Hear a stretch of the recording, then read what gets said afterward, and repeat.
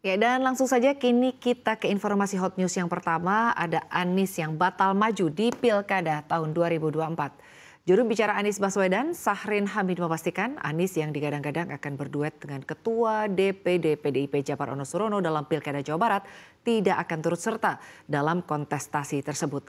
Sebelumnya memang beredar kabar yang menyebut Anies akan maju sebagai bakal calon gubernur pada pemilihan umum gubernur dan wakil gubernur Jawa Barat. Menurut Syahrin, banyak aspirasi warga Jakarta yang meminta Anies mengikuti pemilihan gubernur Jakarta. Hal itu pun terrefleksi dalam keputusan partai di tingkat wilayah maupun di tingkat daerah yang meminta Anies untuk maju di Pilgub Jakarta. Sementara di Jawa Barat, tidak ada permintaan khusus dari warga masyarakat maupun aspirasi dari parpol di tingkat daerah maupun di tingkat wilayah. Dengan demikian, Anies pun memutuskan untuk tidak maju di Pilkada Jawa Barat.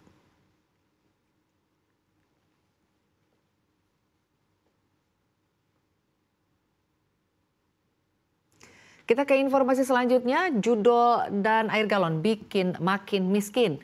Ekonom senior sekaligus mantan Menteri Keuangan Bambang Brojonegoro menilai ada banyak faktor yang menyebabkan kelas menengah di Indonesia jatuh ke level ekonomi yang lebih rendah.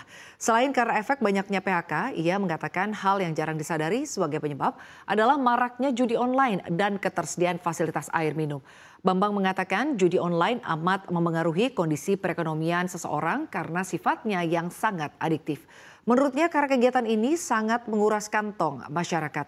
Selain judi online, Bambang mengatakan faktor yang jarang disadari pula adalah gaya hidup terutama masyarakat perkotaan yang sangat mengandalkan sumber air minum dari kemasan. Menurutnya hal ini juga sangat berpengaruh terhadap daya beli. Sebelumnya PLT Kepala Badan Pusat Statistik Amalia Adininggar Widiasanti mengungkapkan bahwa kelas menengah di Indonesia ini semakin rentan selama 10 tahun terakhir. Hal itu tercermin dari modus pengeluaran penduduk kelas menengah yang cenderung lebih dekat ke batas bawah pengelompokan dan semakin mendekati batas bawahnya.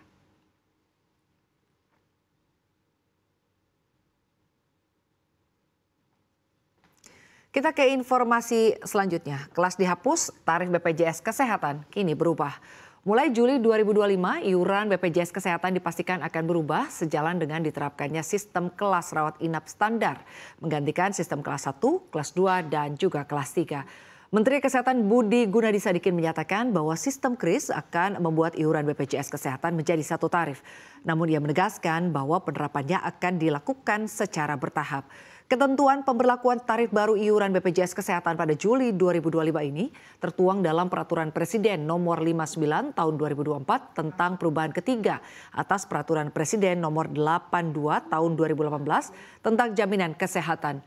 Meski demikian, besaran iurannya belum ditetapkan dalam Perpres itu sebab dalam pasal 103B ayat 8 Perpres 59 tahun 2024 hanya disebutkan bahwa penetapan iuran, manfaat, dan tarif pelayanan diberikan tenggat waktu oleh Presiden Jokowi hingga 1 Juli 2025. Di masa transisi ini, peraturan mengenai iuran yang berlaku masih sama dengan aturan lama, yaitu Peraturan Presiden Nomor 63 tahun 2022.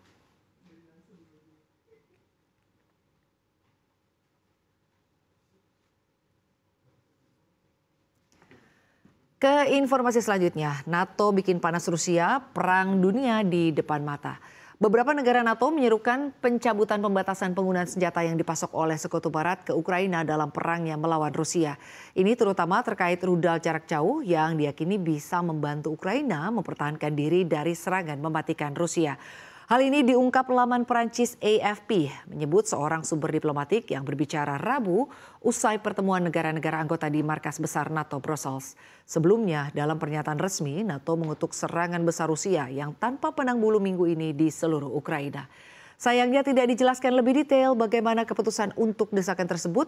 Kepala NATO Jens Stoltenberg hanya mengatakan para anggota menegaskan kembali komitmen mereka untuk meningkatkan bantuan militer mereka ke Ukraina.